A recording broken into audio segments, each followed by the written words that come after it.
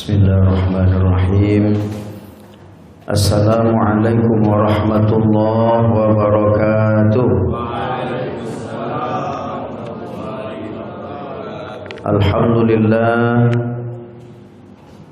Alhamdulillahi rabbil alamin. Wassalatu wassalamu ala sayyidil mursalin sayyidina Muhammadin wa ala alihi wa ashabihi ajma'in, amma ba'du. Rabbi shrah li sadri wa yassir li amri wa hlul 'uqdatam min lisani yafqahu qawli. Rabbi a'udzu bika min hamazati syayatin wa a'udzu bika rabbi ay yahdurun. Sadaqallahul azim wa sadaqa rasuluhul karim.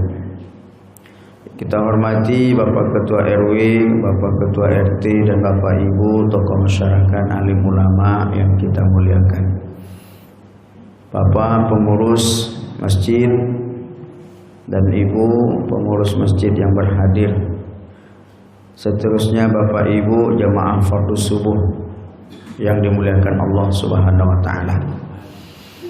Mari kita bersyukur kepada Allah, subuh ini masih Allah berikan kita kesempatan berhadir melaksanakan fardhu subuh, dan mudah-mudahan kita lanjutkan dengan pengajian tausiah subuh ini. Dan mesti sering-sering kita syukuri ini, Pak. Masih mau ke masjid ini nikmat yang patut dan selalu kita syukuri.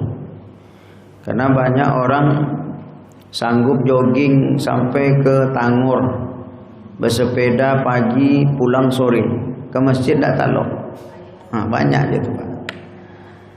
Anak muda-muda kita mendaki gunung Merapi, Gunung Singgalang, segala gunung lah didaki deh. Sementara ke masjid tidak kuat. Jadi ke masjid ini perjalanan yang berat dan jauh rupanya. Kalau tidak diberikan hidayah oleh Allah, maka patut kita syukuri. Mudah-mudahan Allah jadikan kita istiqomah hingga akhir hayat, dan andai pun datang ajal kita wafat dalam husnul khatimah. Amin ya rabbal alamin. Bersalawat salam kepada Rasulullah dengan ucapan Allahumma salli wa sallim ala Sayyidina Muhammad wa ala ali Sayyidina Muhammad. Bapak Ibu yang dimuliakan Allah, kita lanjutkan pengajian kita tentang adab dan akhlak Islami. Kemarin kita sudah bahas tentang adab mengucapkan salam. Berjumpa yang muda dengan yang tua, yang muda duluan. Berjumpa yang sedikit dengan yang ramai, yang sedikit mengucapkan salam. Antara orang yang duduk dengan berjalan, yang berjalan yang mengucapkan salam. Mau masuk atau mau bertamu ke rumah orang, maka yang datang yang mengucapkan salam. Nah, sekarang adab meminta izin ketika berkunjung ke rumah orang. Di setelah salam tentu kita minta izin masuk kalau kita bertamu. Nah, yang pertama, meminta izin di sini adalah izin agar boleh masuk ke tempat yang bukan milik kita. Nah, jadi kalau ke rumah kita tidak perlu, boleh masuk Bu, tidak ya. Pak Bapak pulang nanti sampai ke rumah, tidak perlu minta izin. Maksudnya kita ke rumah orang lain yang bukan milik kita. Nah, bagaimana caranya sini? Disunnahkan ucapkan salam sebelum minta izin masuk. Jadi kalau diurut ya, mana yang duluan, minta izinnya atau mengucapkan salam? Mengucapkan salam. Nah, jangan sampai boleh apa masuk, masuk baru assalamualaikum. Nah, ini terbalik ini pasangan. Karena pernah suatu hari ada orang datang ke rumah Nabi. Orang tadi annahu sta'zana 'ala nabiyyi sallallahu alaihi wasallam wa huwa fi baitihi faqala a'aliju. Ada orang datang kepada Nabi dan di saat itu Nabi sedang di rumah. Lalu orang tadi langsung aja ngomong ini, a'aliju, boleh aku masuk ya Rasulullah? Dia belum lagi mengucapkan salam, langsung nanya, boleh saya masuk? Faqala Nabi sallallahu alaihi wasallam li khadimihi. Maka lalu Nabi memanggil pembantunya. Apa kata Nabi kepada pembantunya? Ukhruj ila hadza fa'allimhul isti'zan. Faqul lahu qul assalamualaikum. Pembantu, kata Nabi, pembantu Nabi, pergi engkau keluar, ajarkan orang itu cara bagaimana minta izin kalau mau datang ke rumah orang. Fakul, katakan, fakul lahu, katakan kepadanya, qul assalamualaikum.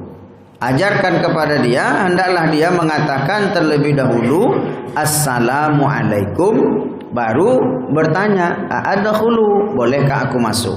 Nah, jadi ini tata caranya. Kalau mau bertamu ke rumah orang, salam dulu, baru minta izin masuk. Nah, lalu yang ketiga, hendaklah orang yang minta izin itu berdiri di sebelah kanan atau di sebelah kiri pintu masuk orang. Jadi kalau umpamanya ini pintu selebar meja nih, kita duduk kita berdiri jangan di depan pintu persis. Hendaklah ambil kalau tidak di sisi kiri pintu, di kanan pintu. Apa tujuannya? Agar jangan sampai mungkin ada sesuatu yang tidak patut kita lihat dari tuan rumah tadi. Apalagi rumah kita sekarang ini kan kadang dua pintunya. Pintu papan, pintu kawat. Pintu kawat nyamuk. Kadang pintu papannya tidak dipasang atau tidak ditutup pintu kawatnya. Assalamualaikum, waalaikumsalam. Jangan tegak di tengah-tengah. Karena boleh jadi orang yang di rumah tadi begitu mendengar ada orang mengucapkan salam, disangkonyo ayah anak tiba. Kira Pak RW ngantar undangan. Kan? Nampaklah umpamanya. Namanya ibu-ibu. Ya, Pak RW tarik kan ayah mati. Yang Pak RW kok ndak pemberang dulu. Jadi kalau yang lain mereka berangnya Pak ya, ndak ada mau pulang. Nah, ibu-ibu yang di rumah tadi nyambut mungkin karena disangkanya suaminya, ya pakaian mungkin seadanya. Kan ibu-ibu ini hebatnya begitu. Sebanyak itu bajunya yang dipakai pasti daster dan cabai di bawah ketiak. Ya mungkin ya lasul itu Pak Ustaz dingin ya kan. Ya. Nah mungkin keadaannya belum menutup aurat. Mungkin ada hal-hal yang mesti dia sembunyikan atau dia simpan. Mungkin maklumlah anak-anak mungkin di rumah disuruh ngangkat jemuran, kilonya tertinggal kalau rapak di ruang tamu tadi, tak cici, tak jatuh kan. Dia belum sempat, makanya sebaiknya kita berdiri jangan persis di depan pintu. Kalau bisa di kanan atau di kirinya. Karena jangan sampai nanti ada hal-hal yang tidak boleh kita pandang, tidak boleh kita lihat, terlihat. Menghindari itu. Kemudian yang keempat, haram bagi seseorang melihat-lihat di dalam rumah orang tanpa seizinnya. Ada orang tu yang hobi asal masuk rumah orang. Baik ke dapur, tengok pula dapur. Baik pula ke hampir. Kalau perlu ke kamar-kamar lalu orang tu celik. Ini tidak boleh. Kata Nabi dalam hadisnya, man ittala'a fi baiti qaumi bighairi iznihim faqad halalahum ayyafqahu ainai. Kalau ada orang, kata Nabi, yang hobi melihat-lihat di dalam rumah orang tanpa izin, maka apa kata Nabi? Halal bagi mereka mencongkel biji matanya. Janganlah. Tapi jangan perlu dicuba-cuba ya Pak. Aku datang orang ke rumah awak celik-celik, siko biji mata congkel aja kau beng ada apa? Tak. Artinya begitulah pantangnya, larangannya. Sehingga sampai-sampai dikatakan halal biji matanya kita congkel. Kalau yang punya rumah tidak izin. Tapi kalau minta izin lalu diberikan izin tidak apa-apa. Umpamanya kebetulan orang punya rumah ini baru renovasi rumah, dari luar mantap nampaknya, masuk ke dalam kok susunannya, tata letak kamarnya, arsiteknya kita pengen pula meniru atau ingin tahu. Bu boleh kami nengok Bu, nengok-nengok ya tengoklah. Kamarnya di sini, ruang tamu di sini, tempat nonton TV di sini, ruang musola di sini. Buat lo amal ko besok bang. Jadi 10 tahun lah katanya kan. 10 tahun lah. Kini lo nak pitileh. Kemudian hendaklah orang yang minta izin masuk bertamu tadi melihat waktu atau memilih waktu yang tepat. Karena ada waktu-waktu itu yang tidak boleh kita masuk atau tidak boleh kita bertamu, atau sebaiknya dihindari. Iza sta'zana ahadukum salasan falam yu'zan lahu falyarji'. Maaf, ini hadis yang ke-6. Jadi yang kelima tadi, hendaklah kita lihat waktu-waktunya. Umpamanya waktu ya di saat orang tidur malam, udah lewat jam 9 atau jam 10 malam. Berpikirlah kalau untuk bertamu. Kalau tidak darurat kali, tidak penting-penting kali, tidak perlu bertamu. Atau mungkin sebelum subuh atau ba'da zuhur. Ini juga waktu-waktu yang kalau dapat dihindari. Kenapa? Waktu-waktu ini waktu-waktu orang ingin istirahat. Nah, kemudian meminta izin itu 3 kali. Nah, itu hadisnya tadi, iza sta'zana ahadukum salasan falam yu'zan lahu falyarji'. Kalau kamu sudah minta izin masuk ke rumah orang sampai 3 kali, tapi yang punya rumah tidak ngasih izin, falyarji', maka hendaklah pulang. Assalamualaikum. Waalaikumsalam katanya. Boleh kami masuk? Diamnya. Boleh masuk? Enggak juga lagi. Boleh masuk. Kalau udah 3 kali kita bertanya, enggak boleh kata dia, atau enggak ada jawaban, enggak diizinkan, nah maka pulanglah kata dia. Kenapa? Ya mungkin boleh jadi di saat itu dia belum bisa menerima tamu. Mungkin ada sesuatu yang dia tidak ingin kita ketahui, mungkin aib bagi dia. Saya pernah Pak, dulu ada kawan orang tuanya sakit. Jadi karena kebetulan kita pulang kampung, ya ingin menengok. Begitu assalamualaikum, waalaikumsalam. Kawan tu badannya besar, gendut. Jadi pas mau masuk itu tidak dikasih masuk, seakan-akan dia halang-halangnya kita mau masuk. Ya udah kita ngerti aja. Karena boleh jadi ada hal-hal yang dia tidak ingin kita ketahui dari orang tuanya yang sedang sakit. Ya, namanya orang sakit mungkin auratnya terbuka. Namanya orang sakit mungkin sudah mulai ngawur omongannya atau segala macam. Makanya atau kondisinya mungkin kalau diketahui orang lain bisa menjadi aib. Nah, makanya sebaiknya tidak masuk kalau memang tidak diberi izin masuk. Apalagi kalau yang punya rumah, ini yang ke-7, kalau yang punya rumah memang menyuruh kita pulang. Assalamualaikum, waalaikumsalam. Pulang-pulang aja lah, tidak usah kemari leh. Nah, ini apa kata Nabi? Wa in qila lakum murji'u farji'u huwa azka lakum. Kalau orang yang punya rumah mengatakan, maaf ini ayat surah An-Nur ayat 28, wa in qila lakum murji'u farji'u. Langsung Allah Ta'ala mengatakan, kalau yang punya rumah menyuruh kalian pulang, farji'u, maka pulanglah. Tanpa ada rasa kesal. Tidak boleh kita marah, tidak boleh kita kesal, tidak boleh kita sakit hati, tidak boleh dendam. Kenapa? Ya itu hak dia.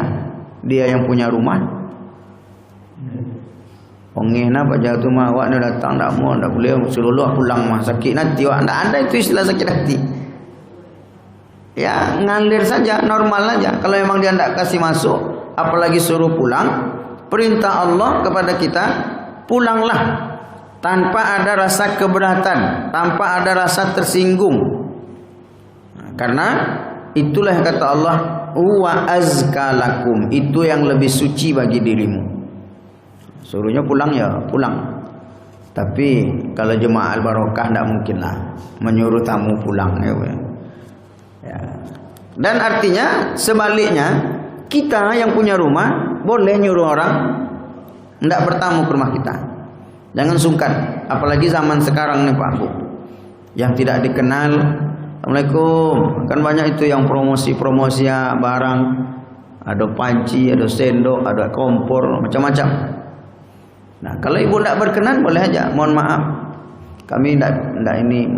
Apalagi umpamanya tidak ada orang di rumah, awak sedang sendiri pula sambil molo-molo cucu cuman, mohon maaf ayah anak tidak di rumah.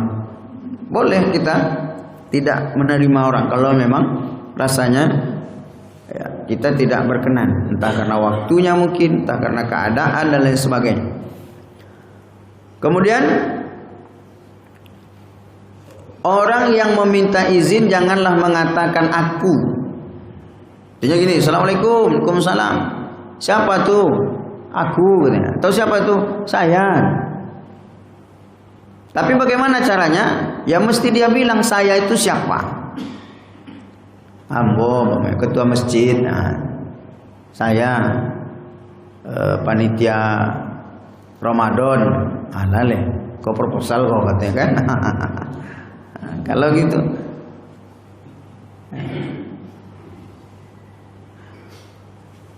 Siapa? Jadi kalau yang di rumah bertanya siapa di luar atau siapa tuh, maka kita tidak boleh bilang saya. Ini ada riwayatnya langsung nih dari Jabir radhiyallahu an. Beliau berkata, "Ataitun Nabiy sallallahu alaihi wasallam fi dainin kana ala abi." Jadi kata Jabir, aku datang kepada Nabi dalam rangka membayar hutang yang ditanggung bapakku. Jadi dia datang ke rumah Nabi untuk masalah hutang bapaknya. Nah lalu kemudian Jabir ini apa yang dilakukan? Fadaqaftul bab, maka fadaqaftul bab, aku mengetuk pintu. Faqala, maka Nabi dari dalam berkata, manza, siapa tuh? Faqultu ana. Maka aku menjawab dari luar, kata Jabir, saya. Apa kata Nabi? Faqala ana. Akhirnya gitu. Saya itu siapa? Ka'annahu karihaha. Seakan-akan ketika itu Nabi marah. Jadi kalau orang datang, ya sebut saja namanya siapa. Kita ini siapa? Identitasnya siapa? Saya tuh di luar, ambo Pak RW. Kalau Pak RW marah, persislah seperti Nabi, ana aja. Kok bilang ana, kok bilang saya, kok ambo aja. Seakan-akan ketika itu ka'annahu karihaha, kata Jabir, seakan-akan Nabi sepertinya membenci jawaban itu yang menyebut saya tadi. Tapi mestinya disebut saya itu siapa, jelaskan. Kemudian hendaklah orang yang datang tadi jangan sekali-kali mengetuk pintu rumah orang dengan kuat, keras. Itu kadang-kadang yang kayak gitu tuh pasti udah emosi namanya. Belum sampai kaki, belum main kan? Nah, berdasarkan hadis, inna abwaban nabi kanat tuqra bil adhafir. Sesungguhnya pintu-pintu rumah Nabi sallallahu alaihi wasallam biasa diketuk dengan ujung kuku. Nah, berarti artinya ya ujung kuku manalah kuat suaranya. Maknanya ya bukan harus dengan ujung kuku kita, artinya kalaupun tidak bisa dengan ujung kuku, ya setidaknya suaranya semirip dengan bunyi besarnya suara ketuk kalau ujung kuku. Kau bawa lu batu aki kadang-kadang, kan kadang suara. Jangan keras-keras, itu intinya Pak.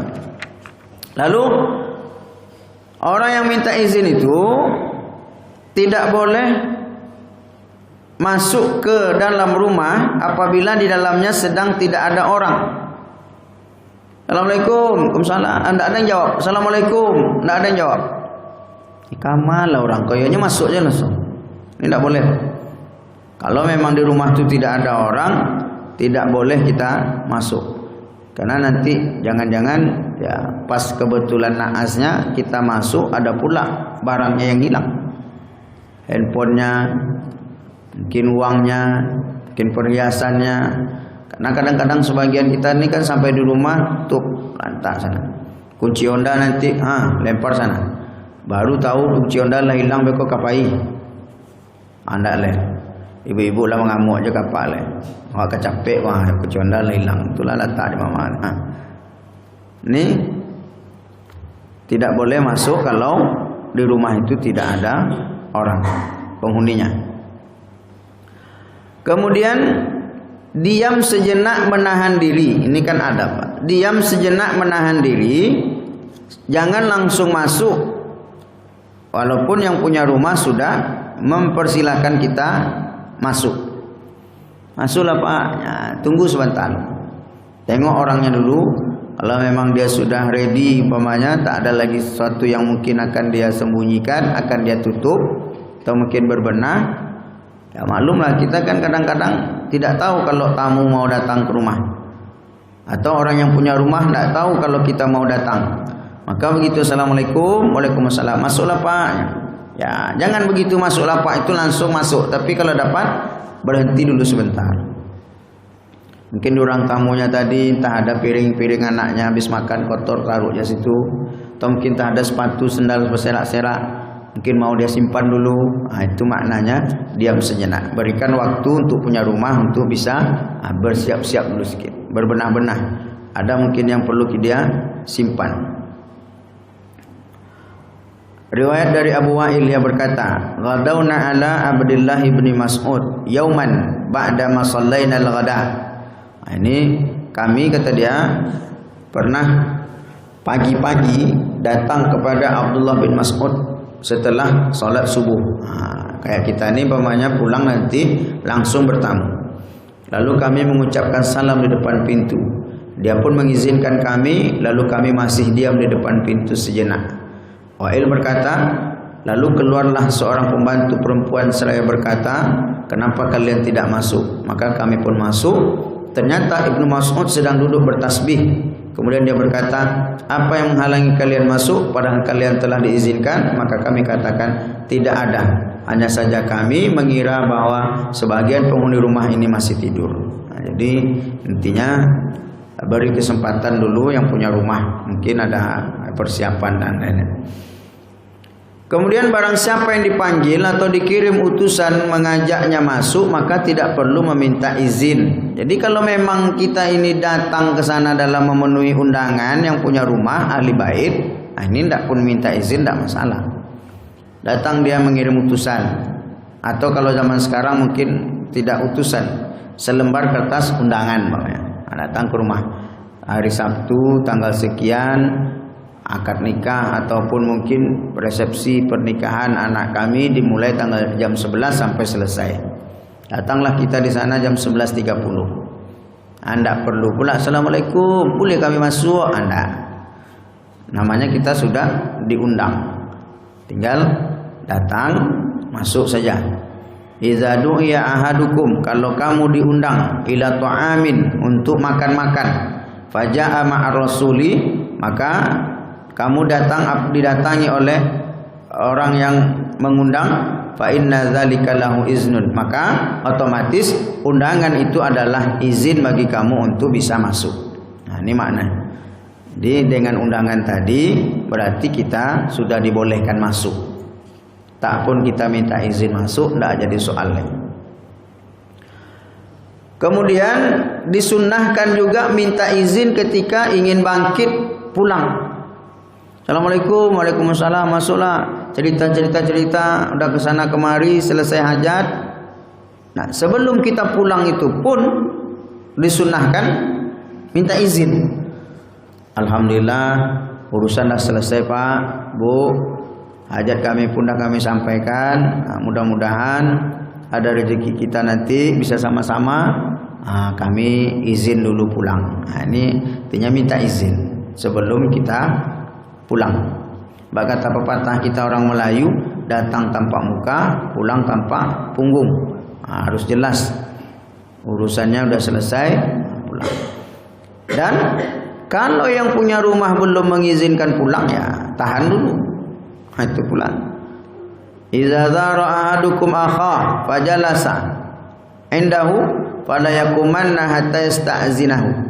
Kalau kamu, salah seorang kamu datang menziarahi atau berkunjung kepada kawannya, lalu duduk dengannya, fala yaqumanna, janganlah dia berdiri terlebih dahulu sebelum dia minta izin kepada yang punya rumah.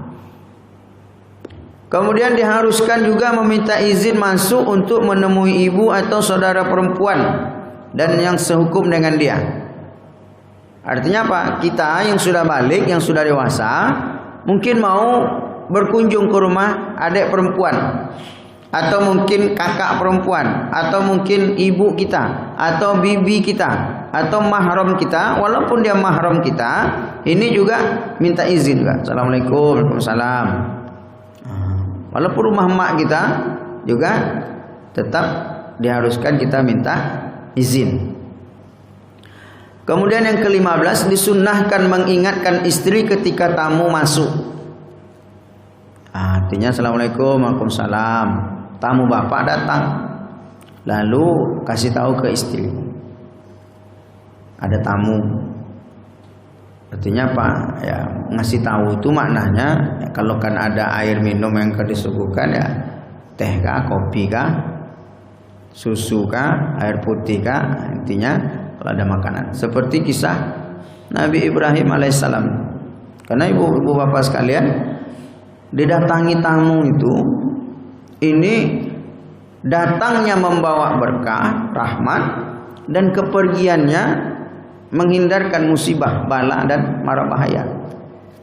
Pernah datang seorang sahabat kepada Nabi mengeluh dia. Assalamualaikum, waalaikumsalam. Ya Rasulullah, ceritalah dia, curhat. Istriku itu Rasul, kalau datang tamu, kawan-kawanku ke rumah, selalu mengeluh, selalu ngomel.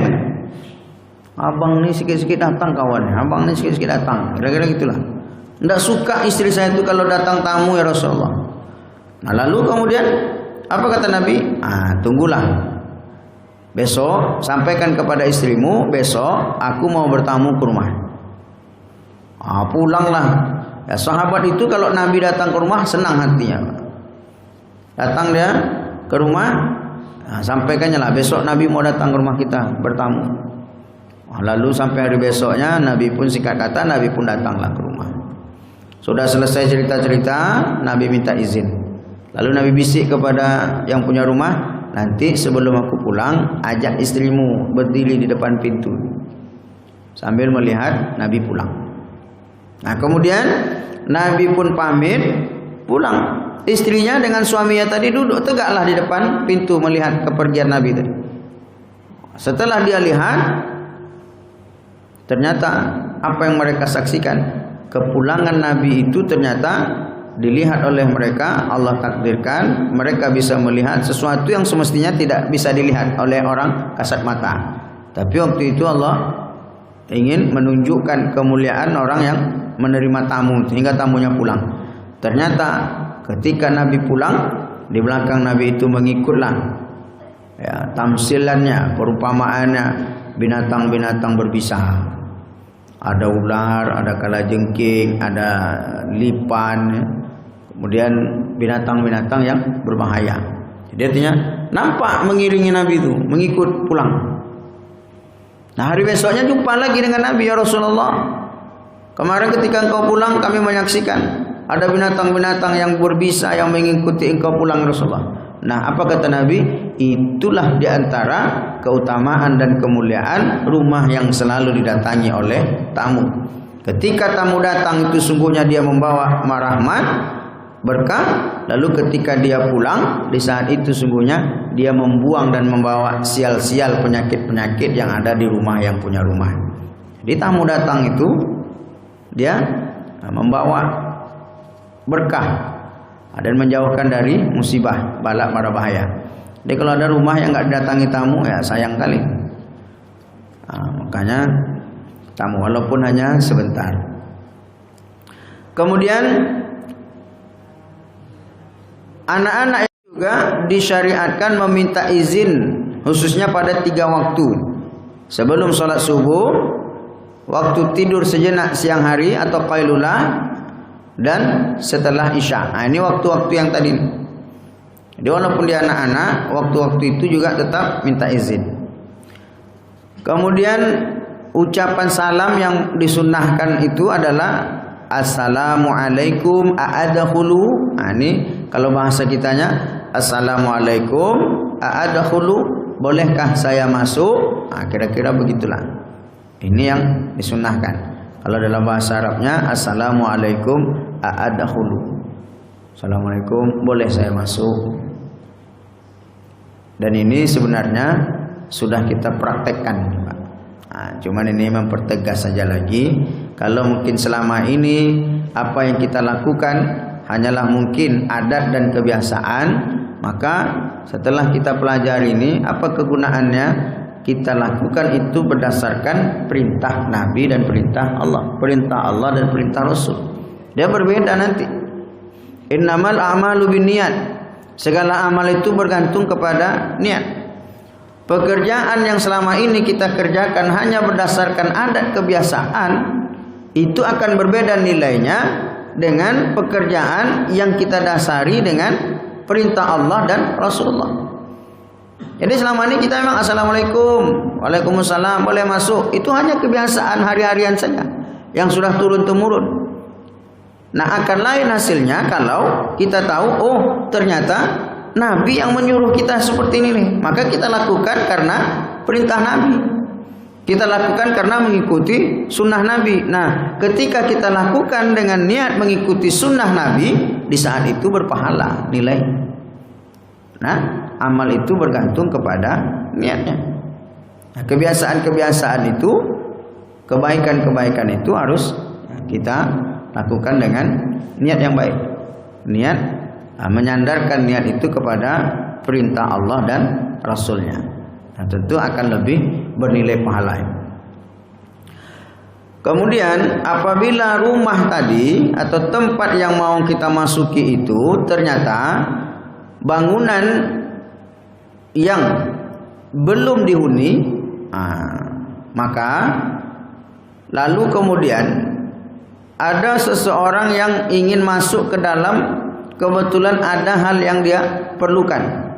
Umpamanya ada rumah di perumahan kita ini kebetulan ada rumah yang kosong, belum dihuni orang. Nah, kemudian datang yang punya rumah dari jauh. Assalamualaikum, dia datang, nampak oleh kita, oh itu yang punya rumah. Sambil silaturahmi, kita pun ikut, boleh kami masuk Pak? Masuklah. Begitu masuk, orang yang punya rumah pun dah keluar, dan rumah itu tidak dikunci sama dia. Nah, kebetulan tadi kita ke sana ada yang tertinggal, mungkin kacamata pas masuk tadi diletakkan di satu tempat di dalam bagian rumah tuh. Orangnya sudah pulang, dia pun keluar, mungkin tinggalnya di Panam, mungkin di Rumbai, nggak di sini. Dia cuma nengok-nengok aja sesekali. Nah, bolehkah kita masuk ke rumah tadi yang tidak dihuni itu untuk mengambil atau mencari apa yang ketinggalan tadi? Nah, ini dalam Quran Allah katakan, laisa alaikum junah an tadkhulu buyutan ghaira maskunatin fiha mata'ul lakum. Wallahu ya'lamu ma tubdun wa ma taktumun. Apa kata Allah? Tidak masalah, tidak berdosa andai kamu masuk ke rumah yang di dalamnya belum ada penghuni, kalau memang kamu ada keperluan dengannya. Jadi boleh. Dan Allah mengetahui apa yang kamu nyatakan dan apa yang kamu sembunyikan. Tentu tak ada yang bukan modus. Artinya memang benar-benar ada keperluan. Karena Allah tutup ayat ini dengan mengatakan Allah tahu apa yang kamu nyatakan dan apa yang kamu sembunyikan. Kalau sekedar modus saja Allah tahu. Jadi memang betul-betul ada yang perlu. Kemudian kewajiban meminta izin masuk ke rumah orang lain tadi gugur secara otomatis kalau memang keadaannya benar-benar darurat, seperti kebakaran, perampokan. Nampak api di rumah kawan itu udah besar, orang punya rumah tidur. Assalamualaikum. Nggak usah pula assalamualaikum lama-lama oleh Pak. Abi rumah terpanggang. Jadi ketika ada kebakaran atau hal-hal darurat, itu gugur kewajiban kita minta izin, langsung aja masuk. Assalamualaikum. Ini rumah kalian udah terbakarnya, jangan tidur nggak di rumah lagi. Saking lamanya lalu Pak, lah terpanggang rumahnya lalu. Nah, kita yang mau menolong, yang mau membantu orang yang kebakaran tadi, tidak ada kewajiban lagi saat itu minta izin. Assalamualaikum, orangnya tidur lah. Assalamualaikum. Enggak juga bangun. Assalamualaikum. Dia 3 kali mah. Kecepa ustaz pulang aja lawak. Enggak. Ya, di saat itu walaupun tidak izin tetap boleh masuk. Atau mungkin ada pencurian, maling. Assalamualaikum. Ya pulang, kaburlah maling kali. Nah, maka ketika itu dibolehkan kita masuk walaupun tanpa meminta izin. Langsung saja masuk dalam kondisi-kondisi darurat. Kemudian meminta izin kepada orang yang sedang sholat. Nah, apabila dia seorang laki-laki maka ucapkan subhanallah. Jika seorang perempuan maka dengan tepuk tangan. Artinya iza stu'zina 'ala rajuli wa huwa yusalli fa iznuhu tasbih.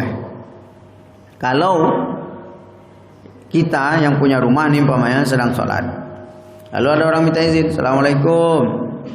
Kalau memang kita izinkan dia masuk, ucapkan tasbih subhanallah. Nah, itu hanya kode bahwa kita sedang sholat.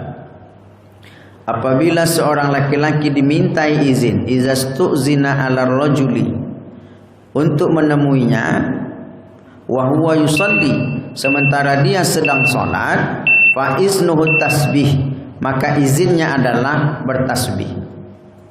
Wa iza stu'zina 'alal mar'ati, kalau perempuan yang sedang sholat yang dimintai izin, fa iznuha tasfiq, maka izinnya adalah dengan menepuk tangan. Seperti kita mengingatkan imam yang salah. Jadi kalau ada imam Bapak Ibu ketika sholat salah dia dalam gerak sholatnya, maka bagi bapak-bapak menegurnya dengan mengucapkan tasbih subhanallah. Itu imam ngerti. Mestinya dia ruku langsung sujud. Datang kata makmum subhanallah. Imam harus tahu nih, oh berarti terlampau. Dia berdiri kembali lalu menyempurnakan rukunya. Kalau kode bagi imam. Jangan sampai nanti seperti cerita orang sholat bertiga, Allahu Akbar, lewat manci, woi manci kata kawannya kan. Datang kata kawan yang kedua, semayang tak boleh mengecek. Datang kata yang ketiga, untung kamu tak mengecek, katanya kan. Habislah batal lah tiga-tiga. Nah ini, jadi cukup dengan bertasbih. Begitu juga kalau ada imam salah salat. Oh imam mah kau sujud kau hanya orang rukuk lah sujudnya kan. Ini tak boleh. Tapi cukup bertasbih. Imam tahun tinggi kau mah kecek kawan pula seorang kan. Kemudian yang terakhir pas bel sudah berbunyi, diriwayatkan oleh Abu Daud dalam bab maja'ala fil mizah, pembahasan tentang bercanda, dari Auf bin Malik Al-Asy'ari beliau kata, ataitu Rasulullah sallallahu alaihi wasallam fi ghazwati Tabuk wa huwa fi qubbatin min adam fasallamtu faradda wa qala udkhul faqultu akulli ya Rasulullah qala kulluka fadakhaltu. Ini bercanda nih maksudnya nih. Jadi diriwayatkan dari Abu Daud dari Auf bin Malik Al-Ashja'i, apa kata dia? Aku datang kepada Rasulullah sallallahu alaihi wasallam pada perang Tabuk. Di saat itu beliau berada dalam sebuah kemah yang terbuat dari kulit. Lalu aku mengucapkan salam. Assalamualaikum. Lantas beliau menjawab, Waalaikumsalam. Lalu kata Nabi, masuklah. Nah, apa kata sahabat tadi?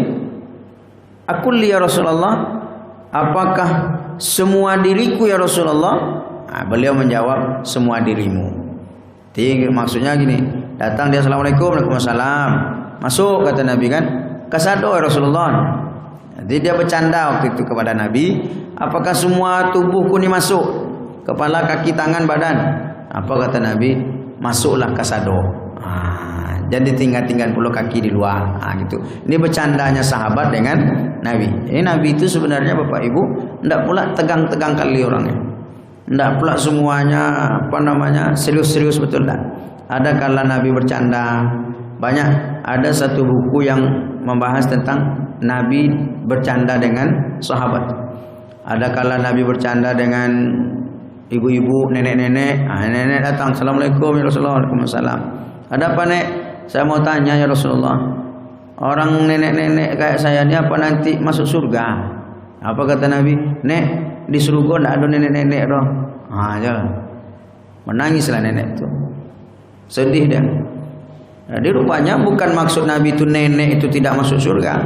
Karena di surga tidak ada nenek-nenek, itu maknanya besok yang sudah nenek-nenek ketika meninggal dunia di dalam surga kembali seperti anak gadis. Jadi di surga itu Pak Bu tidak ada kita tengok nenek-nenek, tidak ada. Ini candaan Nabi.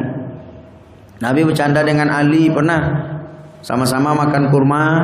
Lalu Ali biji kurmanya dia letakkan di depan Nabi. Jadi habis makan kan bijinya tidak dimakan. Dia duduk di samping Nabi, digesernya semuanya. Datang kata Ali setelah habis kurmanya dimakan, mak cangok Nabi le kata. Tengoklah biji lu. Tentu biji kurma Nabi di depan Nabi, biji kurma Ali tentu banyak jadinya di depan Nabi. Apa kata Nabi? Cangoklah Ali le jo biji-biji dimakan mah, kata kan. Itu candaan Nabi. Artinya apa? Biji yang Ali ini di tempat Nabi, itu kata Nabi, parahlah Ali kole. Awak lihat dua sisa biji, ndak? Itulah kira-kira. Jadi ini Nabi juga bercanda. Nah, ibu bapak sekalian rahmatullah taala, ini adab yang hari ini kita bahas. Mudah-mudahan ada manfaatnya, menambah hasanah keilmuan kita dan menambah modal untuk beramal yang mungkin sebenarnya sudah menjadi amaliyah keseharian rutinitas kita. Mudah-mudahan ada berkahnya, ada manfaatnya. Sekian, terima kasih, banyak maaf. Bila taufik wal hidayah. Assalamualaikum warahmatullahi wabarakatuh.